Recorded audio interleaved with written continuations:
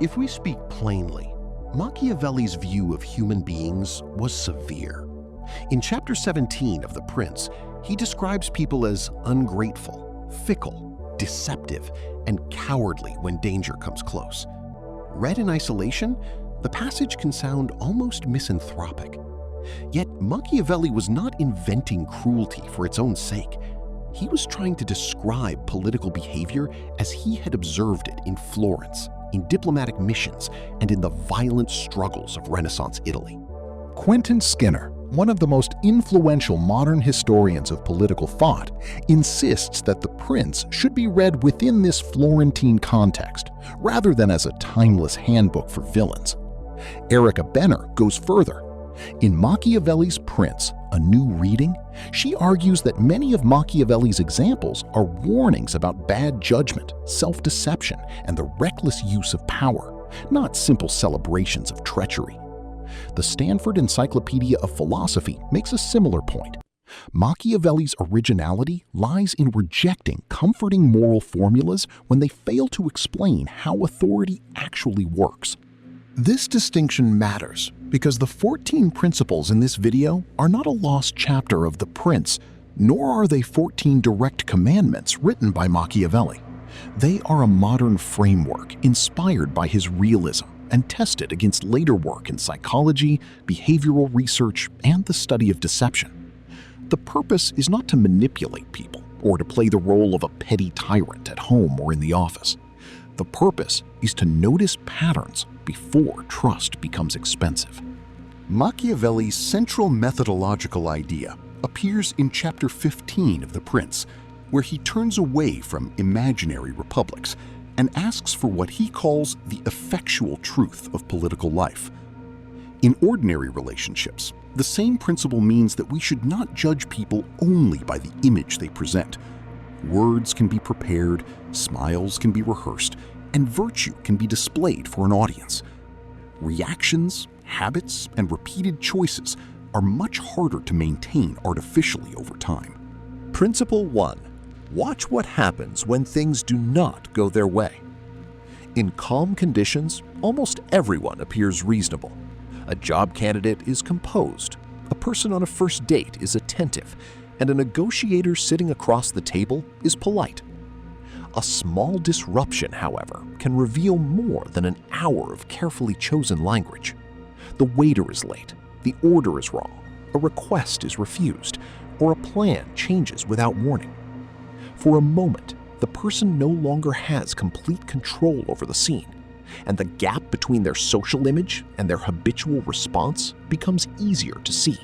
You do not need to manufacture these tests. Life will provide enough of them. The important question is what the person does when inconvenience arrives. Do they look for a solution, or do they immediately search for someone to blame? Can they express frustration without humiliating someone who has less power? Do they treat a minor problem as a practical difficulty or as an attack on their dignity? Machiavelli repeatedly studies leaders at moments when fortune changes. His portrait of Cesare Borgia in chapter 7 is compelling precisely because Borgia is evaluated through decisions made under unstable and dangerous conditions. Machiavelli does not ask whether Borgia sounded impressive in conversation. He asks how he acted when alliances shifted, his father's protection disappeared, and events stopped obeying his plans. The modern lesson is simpler and less dramatic. Character becomes clearest when comfort disappears. A polished personality tells you how someone wishes to be seen. Their response to frustration tells you what happens when maintaining that image becomes costly. Principle 2. Watch how they treat people who cannot advance their interests. One of the most reliable clues to character is the way a person treats those who cannot reward or punish them. Pay attention to how they speak to service workers, interns, junior employees, strangers, and people without visible status. Many people are charming around a powerful superior because politeness serves an obvious purpose.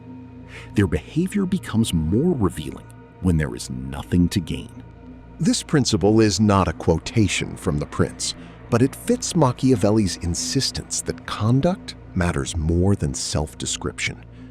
A person may speak eloquently about dignity and fairness while treating respect as a currency reserved for people above them. If they are warm toward the powerful and contemptuous toward everyone else, they are showing you the hierarchy inside their mind.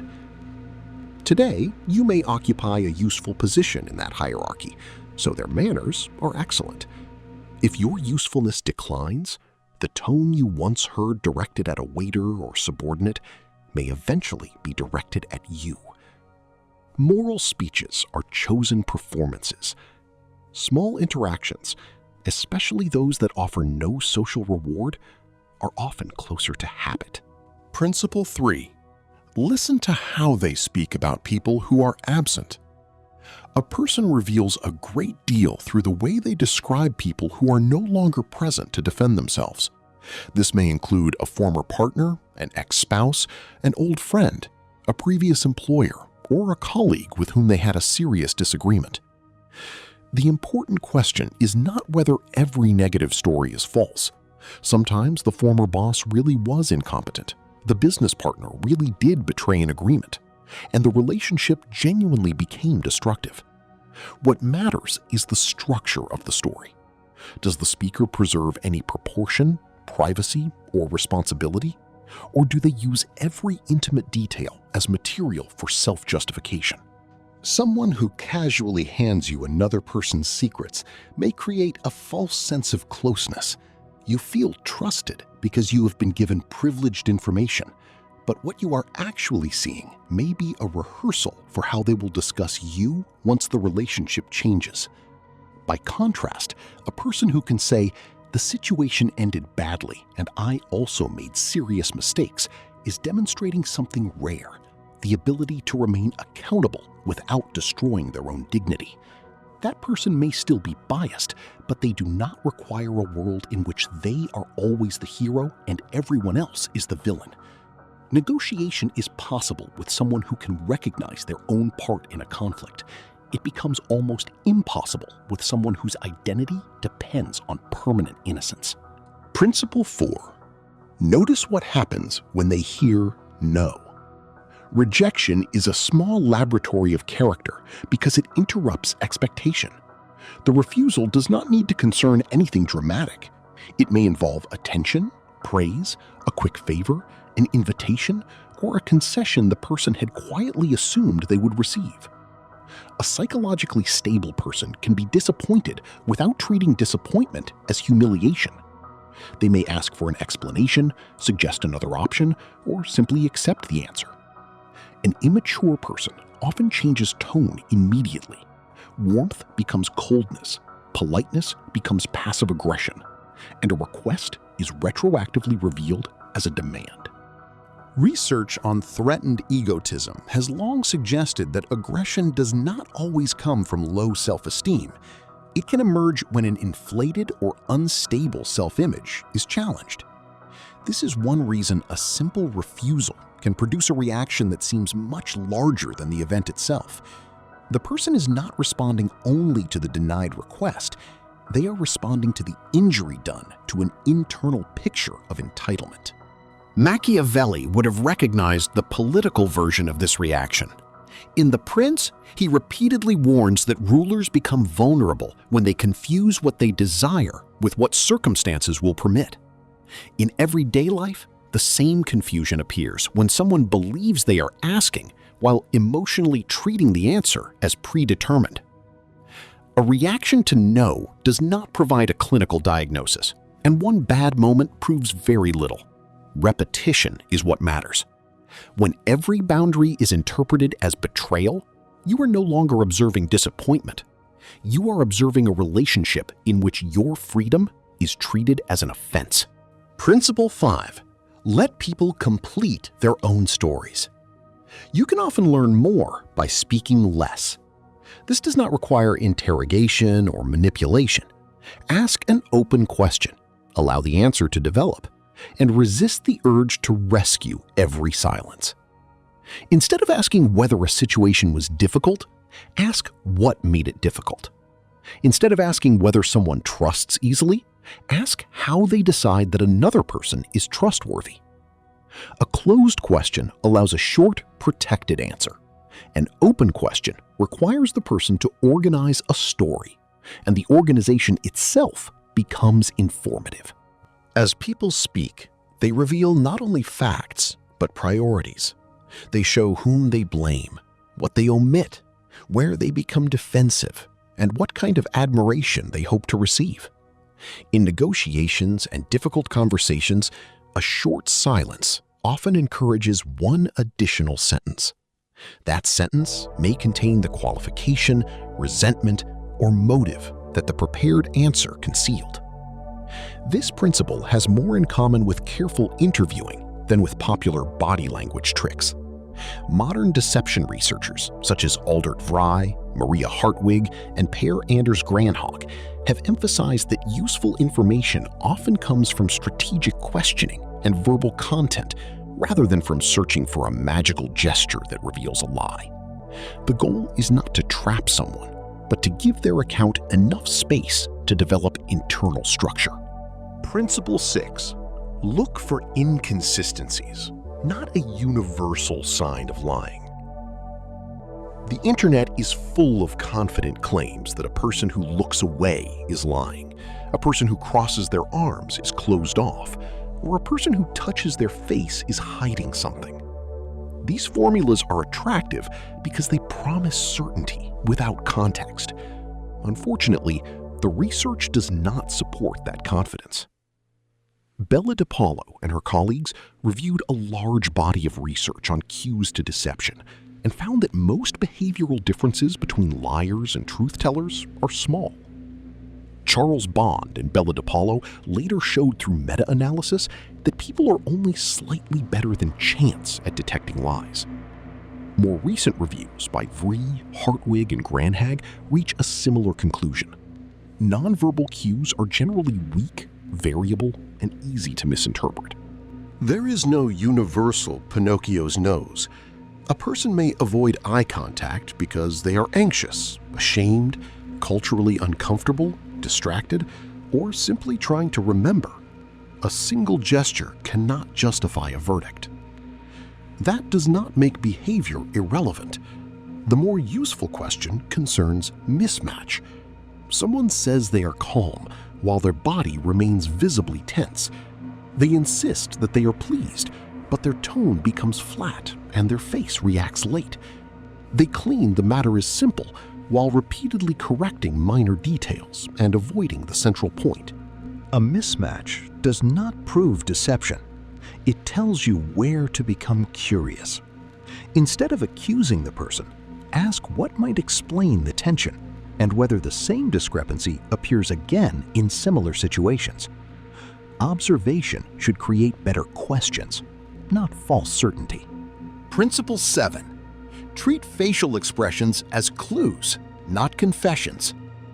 Paul Ekman's research helped establish the systematic study of facial expressions and popularize the concept of microexpressions, very brief facial movements that may appear when someone attempts to suppress an emotion. His work on the facial action coding system gave researchers a detailed vocabulary for describing muscular changes in the face. This research has practical value, but popular culture has often exaggerated what it can do. A fleeting expression may indicate anger, fear, contempt, or surprise, but it does not reveal the cause of that emotion. Someone may look afraid because they are lying, because they are being falsely accused, or because the situation itself is intimidating. Recognizing an emotion is not the same as understanding the story behind it. The sensible approach is to watch for synchronization. A warm smile usually appears alongside changes in the eyes, voice, and posture.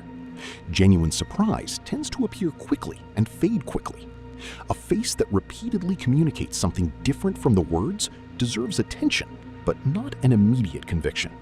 Even trained observers make errors, and Ekman himself warned against the fantasy that ordinary people can become perfect human lie detectors after a little practice. One signal proves almost nothing. A recurring pattern across comparable situations is more meaningful, especially when it is supported by words, context, and subsequent behavior. Principle 8. Follow the direction of their attention. People can control their polite phrases more easily than they can control the repeated direction of their attention. Someone may insist that they are interested in your conversation while constantly scanning the room for more influential people.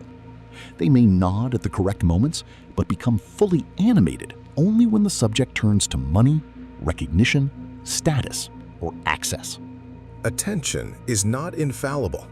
A person may check a phone because of an emergency or appear distracted because they are exhausted. Once again, the value lies in repetition. Where does their energy consistently increase? Which names change their posture? What subjects make them suddenly precise, curious, defensive, or competitive? As a diplomat, Machiavelli had to study not only what rulers declared, but where their minds were turning. He needed to understand whom they feared, whom they wished to impress, whose success threatened them, and which alliance they considered expendable. The palace has been replaced by offices, group chats, video calls, and social media, but the underlying task remains familiar. A person's attention often points toward the value they would prefer not to announce directly. Watch the pattern long enough, and the internal hierarchy becomes easier to see. Principle 9. Do not mistake immediate agreement for deep compatibility. Some people feel almost perfectly familiar from the first conversation.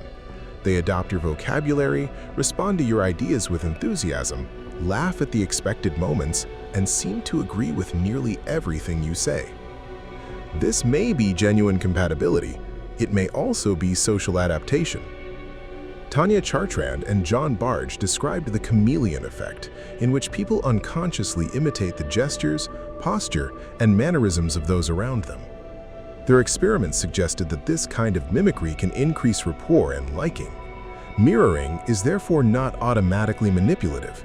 It is a normal part of social interaction. The problem begins when adaptation leaves no visible independent position.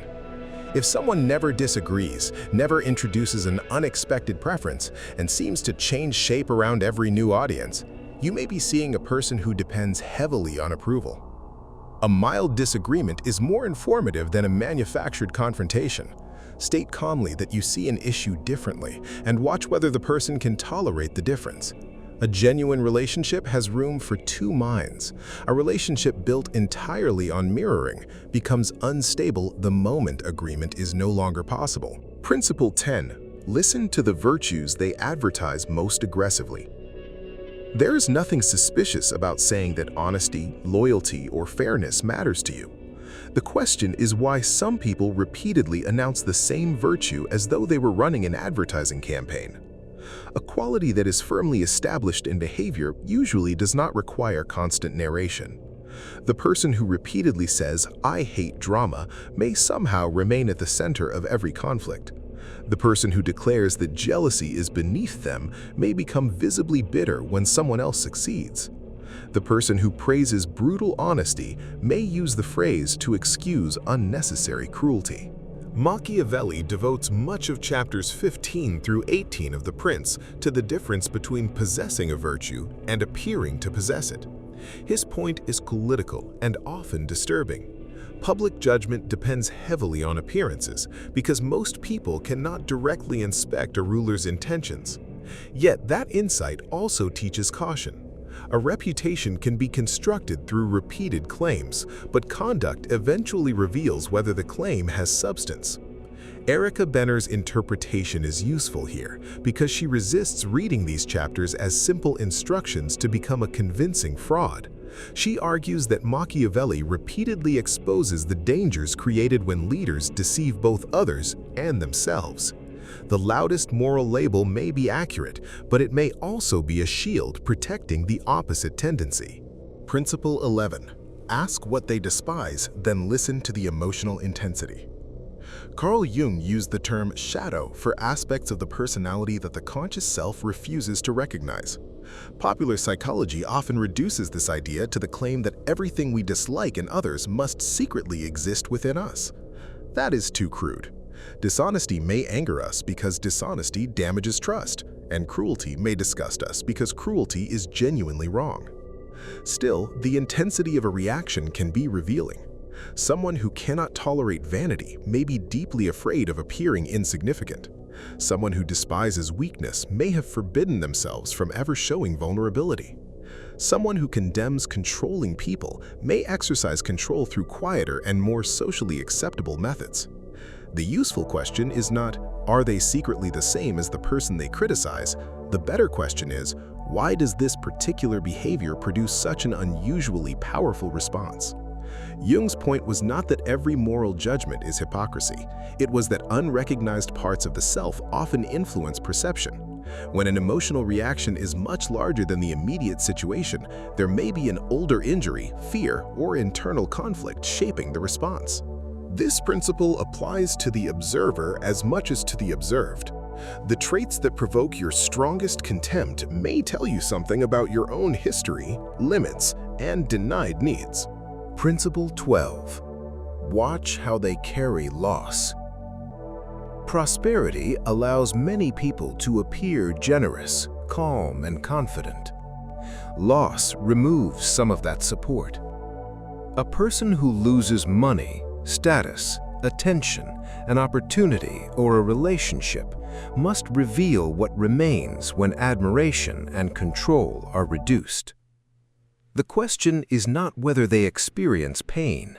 Mature people grieve, become angry, and sometimes behave poorly. The revealing issue is what they do with the pain over time. Do they learn from the loss, or do they begin a quiet campaign of revenge? Can they describe a former partner with proportion, or must they destroy that person's reputation to preserve their own self-image? Do they search for a solution, or for someone beneath them who can absorb their humiliation? Machiavelli's political vocabulary gives this principle a wider frame. Fortune, or fortuna, can raise a leader rapidly and destroy the conditions of success just as quickly. Chapter 25 of The Prince compares fortune to a flooding river. Human beings cannot eliminate the flood, but they can prepare banks and defenses before it arrives. Scholars disagree about how optimistic Machiavelli is regarding our ability to master fortune, but they agree that adaptation is central to his thought. Stability is not the absence of loss. It is the ability to continue judging and acting after circumstances change. A person who can lose without collapsing into cruelty is often more reliable than someone who merely knows how to look gracious while winning. Principle 13. Let time test the first impression. At the beginning of a friendship, partnership, romantic relationship, or new job, people usually present a more controlled version of themselves. This is not necessarily deception. Social life requires selection. We choose our clothes, organize our stories, restrain irritation, and try to make a favorable impression. The real question is what happens when maintaining the impression becomes tiring. After several weeks or months, habitual tone begins to return. Stress appears, novelty fades, and the person no longer feels watched every second. You begin to see how they behave when they are bored, disappointed, exhausted, or confident that the relationship is secure. The best method for understanding someone is therefore often patience rather than exposure. Do not invest everything immediately, and do not force intimacy simply because the first conversations feel unusually intense. Watch for repeated behavior across different conditions. One bad day is not a personality. A recurring pattern is different. If the same contempt, evasion, aggression, or dishonesty returns whenever the person faces pressure, the pattern deserves more weight than the apology that follows it. Quick trust can feel generous, but sometimes it is impatience dressed as virtue. Saying the right things is relatively easy. Acting well when no one is applauding is much harder. Principle 14. Before you read other people, examine your own mask. This is the most uncomfortable principle because it removes the pleasure of imagining that insight makes us superior. Once people begin noticing manipulation, status games, and concealed motives, they can become addicted to suspicion. They start believing that everyone is performing and that they alone can see through the performance. That attitude creates a new mask. Jung called the socially adapted face the persona. Every profession and identity develops one: the professor, the entrepreneur, the artist, the devoted parent, and the rational skeptic, and even the independent thinker who takes pride in needing no one. The persona is not necessarily false. It becomes dangerous when we mistake it for the whole personality. Behind it remains the shadow, which may contain envy, resentment, hunger for recognition, fear of rejection, and the desire to control. A person who cannot admit these motives in themselves will often become excessively confident when diagnosing them in others.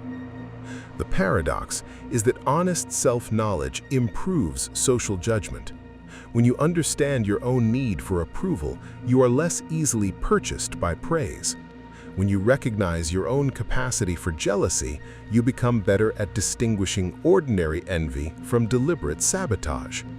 When you admit that you sometimes wear a mask, you stop treating every social performance as evidence of evil. Observation should become a compass, not a weapon.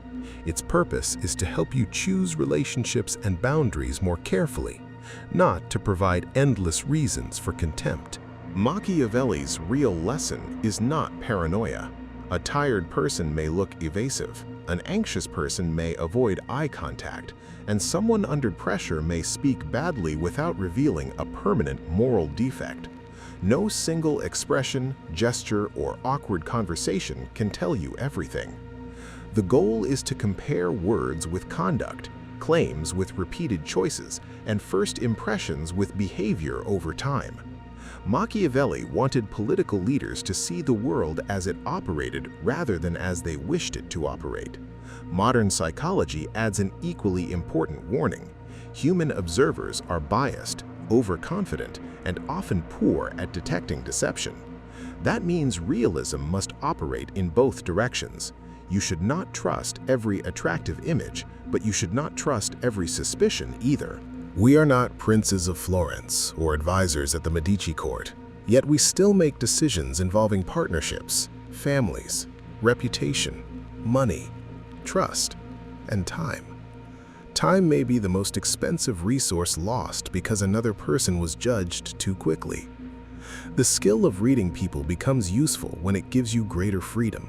Freedom to trust gradually, to recognize repeated disrespect, to maintain distance without hatred, and to build serious relationships without surrendering judgment. That is not cynicism, it is mature attention. If this discussion was useful, write in the comments which of these principles you have noticed most often in real life. In a future episode, we can move beyond Machiavelli and examine what modern psychologists say about charisma, trust, and quiet influence without pressure, manipulation, or cheap tricks.